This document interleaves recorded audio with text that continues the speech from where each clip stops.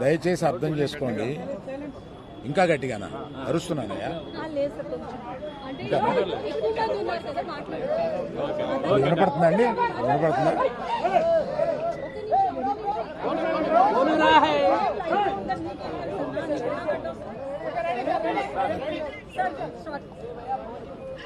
దయచేసి అర్థం చేసుకోండి. ఈ మీటింగ్కి ముందు లాయర్స్ మాట్లాడారు. మీరు క్వశ్చన్ అండ్ ఆన్సర్స్ అడిగినప్పుడు వారు అడిగే ప్రశ్నలకి మీరు చెప్పే సమాధానంలో ఏదైనా లీగల్ ప్రాబ్లం రావడానికి అన్ని అవకాశాలు ఉన్నాయి. దయచేసి మీరు మాట్లాడాలనుకుంది ఏంటో వారు చెప్పారు, ఆ మాట్లాడాలనుకుంది మాత్రమే మాట్లాడండి అని అన్నారు. ఇది మీ క్వశ్చన్స్ జాడ్జ్ చేయడానికి కాదు, దయచేసి అర్థం చేసుకోండి. It is an insistence from the lawyers not to answer the questions, not to take the questions. Sir, please. Are part of the system. Just one clarity, Arvind garu, about no, let me, I wanted to tell something. Let me complete.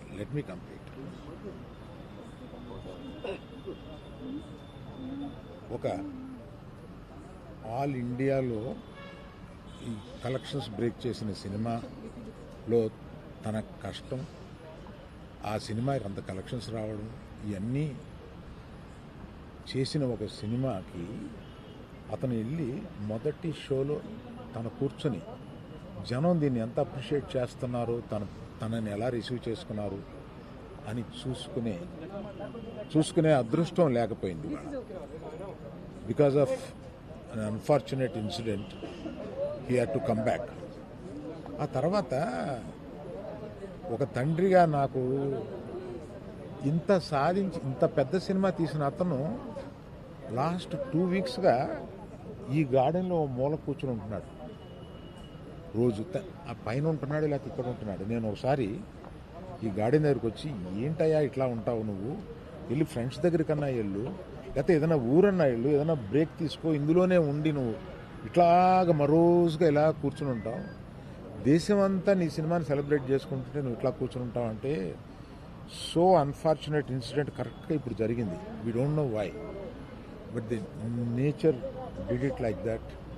Let me take it, తర్వాత ఎప్పుడైనా వెళ్తాలే అని ఢిల్లీలో celebrate చేస్తామని, బీహార్లో celebrate చేస్తామని, బాంబేకి ఒక plus మీట్కి రమ్మని, ఇట్లా రకరకాల సెలబ్రేటివ్ ఇవన్నీ వస్తున్నా కూడా we did not, it is not the time.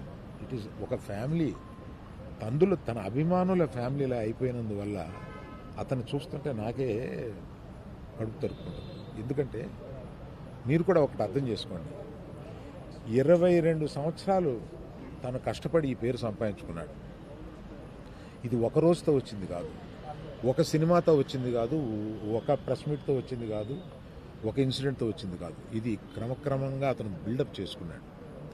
ఆ బిల్డప్ చేసుకోవడం కాదు, 3 జనరేషన్స్ నుంచి వస్తుంది. మీరు ఎప్పుడైనా 3 జనరేషన్స్ని చూశారు? ఎప్పుడైనా మేము ఇట్లాంటి బ్లేమ్ తీసుకున్నాము, మేము ఇలా బిహేవ్ చేస్తాము, ఇలా ఇర్రేషనల్గా ఉంటాము? మీరే అర్థం చేసుకోండి. ఎందుకంటే మేము ఎటువంటి మనుషులు అనేది పబ్లిక్ మీకు తెలుసు, మీరు చూస్తున్నారు, మమ్మల్ని అందరినీ చూస్తున్నారు. మేము మీ కళ్ళ నుంచి ఎవరూ తప్పించుకోలేము. అటువంటిది ఇటువంటి ఒక ఫాల్స్ ఇన్ఫర్మేషన్ తోటి ఒకరు మాట్లాడుతుంటే అది బాధేసింది వాళ్ళు చూస్తే.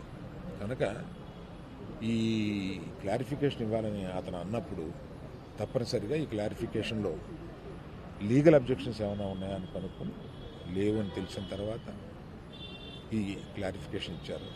దయచేసి ప్రెస్ వారు, ప్రజలు మీరంతా ఆదరిస్తే, మీ అభిమానంతో పైకి వచ్చిన కుటుంబం మేము, ఆ అభిమానాన్ని అర్థం చేసుకుని ఇలాగే కంటిన్యూ చేయమని నేను కోరుతున్నాను.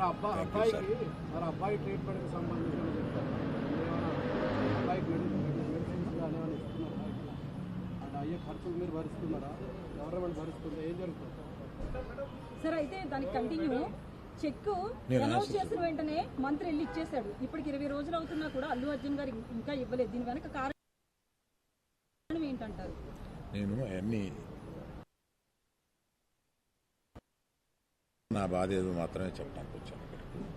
అవన్నీ ఇంకో ఇన్సిడెంట్లో చెప్తాను. అంటే ఎందుకంటే ఇందాక అర్జున్ చెప్పబోయి కూడా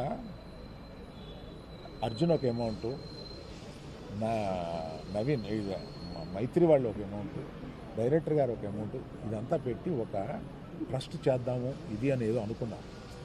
దాన్ని ఇప్పుడు చెప్పి మెయిన్ ఆ విషయాన్ని డైల్యూట్ చేయడం ఎందుకు, దాన్ని ఇంకొకసారి వచ్చి వివరంగా వాళ్ళు మైత్రి ఈయన అందరూ కూర్చొని దీన్ని ఎలా చేయబోతున్నాం, ఎంత సపోర్టివ్గా ఉండబోతున్నాం అనేది తప్పనిసరిగా మీకు చెప్తాను. అయితే